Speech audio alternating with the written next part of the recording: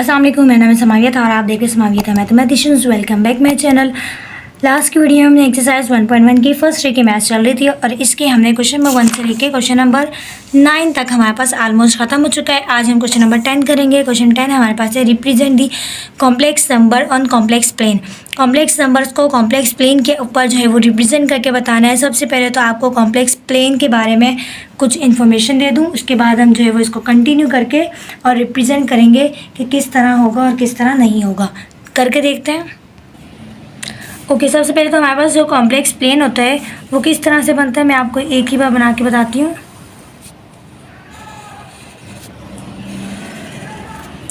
यहाँ x plus में होता है, यहाँ पे x माइनस में होता है। ऊपर y हमारे पास प्लस में होता है और नीचे हमारे पास y माइनस में होता है। सेंटर पॉइंट इसका 0 होता है, जो कि x y प्लस माइनस सब की तरफ 0 पे जाता है। ये हमारे पास एक्स वाई प्लेन अगर इसको हम बोलें, क्योंकि x and y positive and negative बहुत लाइक कर रहे हैं। फिर उसके बाद मेन चीज़ ये आती है कि इसके अंदर क्वाड्रेंट कैसे पता चलेगा। हमारे पास क्वाड्रेंट जो होता है वो ये फर्स्ट क्वाड्रेंट है,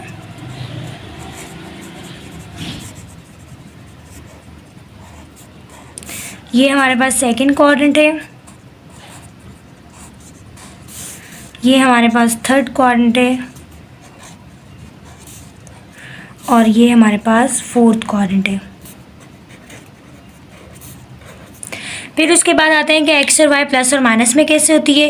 प्लस माइनस में इस तरह होती है कि फर्स्ट क्वाड्रेंट के ना देखें एक्स प्लस में है वाई प्लस में, so it's mean x plus में भी है वाई भी प्लस में है फर्स्ट क्वाड्रेंट के अंदर। सेकंड क्वाड्रेंट के अंदर देखें तो पहले एक्स की वैल्यू आती है, फिर वाई की वैल्यू आती है। तो हम ये देखेंगे एक्स माइनस में है वाई प्लस में है, सो इट्स मीन एक्स हमारे पास जो है वो बराबर हो जाएगी माइनस एक्स के और वाई हमारे पास है प्लस वाई के। थर्ड क्वाड्रेंट के अंदर देखें तो एक्स भी माइनस में है वाई भी माइनस में, तो ये हो जाएगी minus x comma minus y. और फोर्थ क्वाड्रेंट में एक्स हमारे पास प्लस में है बट हमारे पास y जो है वो माइनस में। तो हमें सबसे पहले तो क्वाड्रेंट देखने आने चाहिए। फिर उसके बाद हमारे पास जो है वो कुछ इस तरह से नंबर्स होते हैं। यहाँ प्लस की सीरीज़ चल रही होती है, यहाँ माइनस की सीरीज़ चल रही होती है जहाँ तक आपको नीड हो, और ऊपर प्लस की सीरीज़ है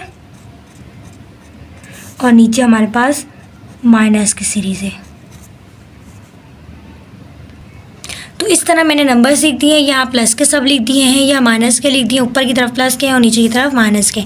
अब हम ये देखते हैं कि हमारे पास जो कॉम्प्लेक्स नंबर्स होते हैं, फॉर एग्जांपल अगर हम z की वैल्यू मैं आपको बोल देती हूँ a प्लस बी आयोटा, जो कि जनरल फॉर्म है कॉम्प्लेक्स नंबर की, तो हम जब इसको ऑर्डर्ड पेयर में चेंज करते हैं तो ये हो जाता है a कॉमा बी, आयोटा ख़त्म हो जाता है और ए और बी जो है वो एक्सिस की फॉर्म में आ जाता है।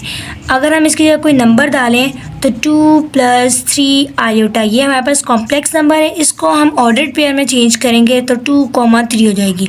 हम कॉम्प्लेक्स नंबर को ऑर्डर्ड पेयर को कॉम्प्लेक्स नंबर में ईजिली जो है वो कन्वर्जन कर सकते हैं। हमारे पास अभी जो पार्ट दिया हुआ है, पार्ट नंबर 1 दिया हुआ है,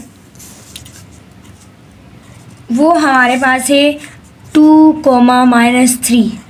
फिर सेकंड पार्ट हमारे पास है 3, 4। मैं आपको सब पार्ट लिख के देती हूँ, फिर उसके बाद उनको रिप्रेजेंट करना और एक्सिस में लिखना बताती हूँ। सबसे पहले तो ये देखें, पार्ट नंबर 1 में हमारे पास बन रहे x, -y। अब हमने ये देखना है कौन सा क्वाड्रेंट है, तो मेरे पास जो था वो x प्लस में और y माइनस में। कौन सा क्वाड्रेंट है? फोर्थ।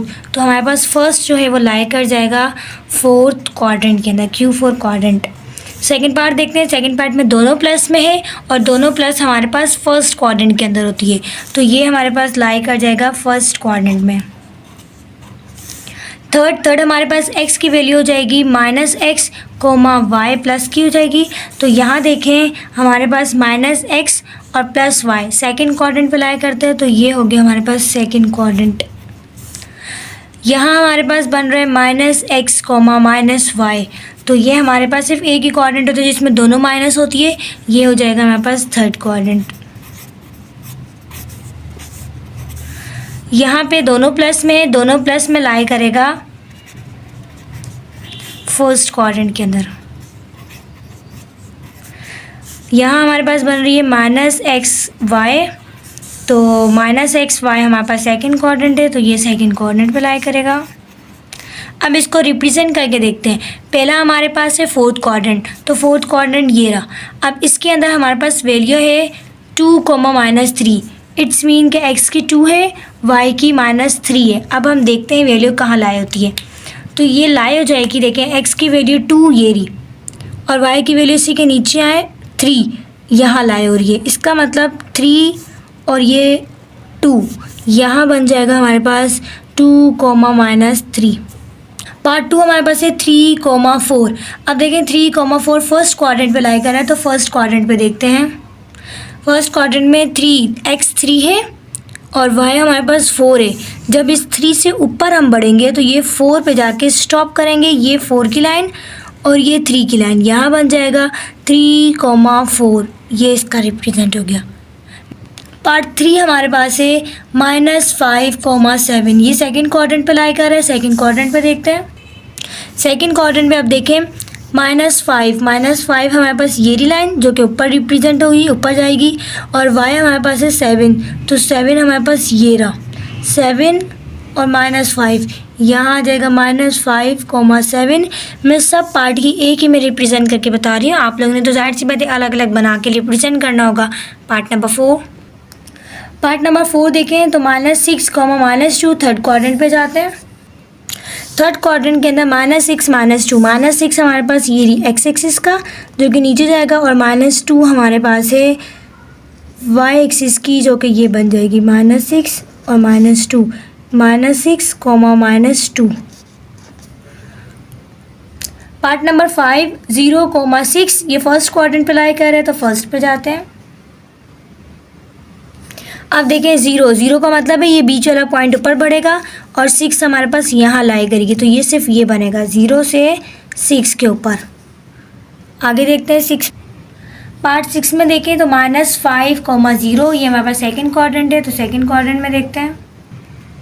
देखें यहाँ पे भी अब देखें सेकंड क्वाड्रेंट के अंदर x की वैल्यू हमारे पास ये रही, x की वैल्यू उसने दी हुई -5 ये रही, और y की वैल्यू भी यहीं रहेगी 0 से -5, ये वाली एक लाइन बन जाएगी। तो इतना था ये सवाल था जो कि मैंने एक ही में आपको पूरा क्लियर सॉल्व करके बता दिया, क्वाड्रेंट लिखना भी बता दिया, रिप्रेजेंट करना ही बता दिया। ये आज हमारा जो है क्वेश्चन नंबर 10 कंप्लीट हो गया है। नेक्स्ट क्वेश्चन देखते हैं। क्वेश्चन नंबर 10 से रिलेटेड अगर आपको कोई अभी भी कन्फ्यूजन है तो आप वो पूछ सकते हैं कमेंट सेक्शन में, मैं आपको रिप्लाई दे दूंगी। क्वेश्चन नंबर 11 हमारे पास है find the length of vector representing the complex number. Complex number के ऊपर जो है वो लेंथ वेक्टर किस तरह से रिप्रेजेंट किया जाता है ये हम निकालना सीखते हैं।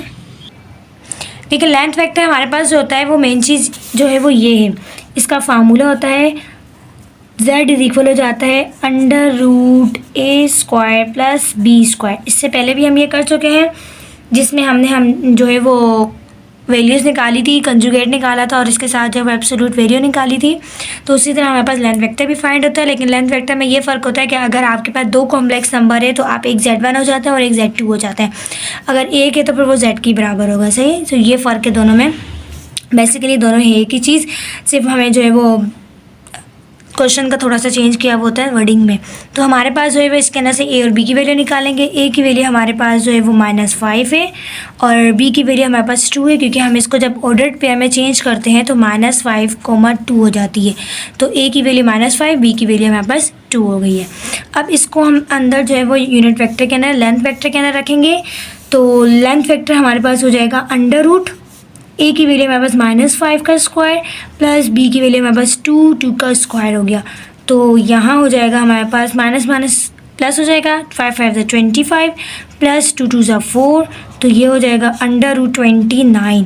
ये हमारे पास इसका बन गया है लेंथ वेक्टर।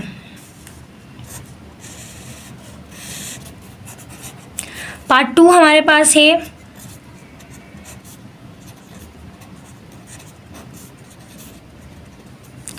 अब देखें ये हमारे पास जो है वो फ्रैक्शन के पार्ट में दिया हुआ है, डिवाइड में दिया हुआ है। तो इसका जब हम निकालेंगे ऑर्डर्ड पेयर निकालेंगे तो ये हमारे पास बन जाएगा 7/3 8/3। तो इट्स मीन कि a की वैल्यू हमारे पास 7/3 है और b की वैल्यू हमारे पास 8/3 है। तो हम इसका जब निकालेंगे लेंथ वेक्टर तो ये हो जाएगा ए स्क्वायर का मतलब 7/3 का स्क्वायर प्लस बी स्क्वायर का मतलब 8/3 का स्क्वायर। सो ये बन जाएगा हमारे पास 7 7 ज़ा 49 डिवाइडेड बाय 9, 3 3 ज़ा प्लस 8 8 ज़ा 64 डिवाइडेड बाय 9। तो ये हमारे पास बन जाएगा, अगर हम एलसीएम ले लें तो नीचे 9 ऊपर बन जाएगा 49 प्लस 64। और जब हम इसको आगे रिप्रेजेंट करेंगे तो ये हमारे पास हो जाएगा डिवाइड में 9 और ऊपर हम ऐड कर देंगे तो ऐड हमारे पास हो जाएगा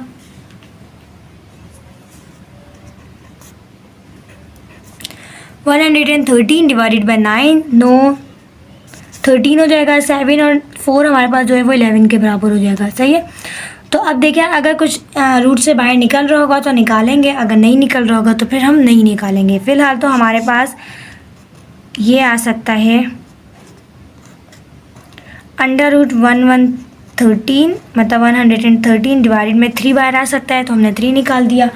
और भी अगर कुछ बाहर आ रहा होगा तो हम निकाल देंगे। अदरवाइज़ हमारा फ़िलहाल जो आंसर बन गया है वो लेंथ वेक्टर का ये बन गया। नेक्स्ट पार्ट देखते हैं।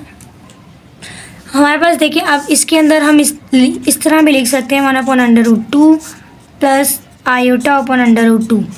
इसको जब हम ऑर्डर पे में चेंज करेंगे तो 1/√2 कोमा 1/√2 लिख सकते हैं हम। सही, क्योंकि हम आयोटा की जगह 1 भी लगा सकते हैं, क्योंकि आयोटा के साथ कुछ नहीं तो 1 है।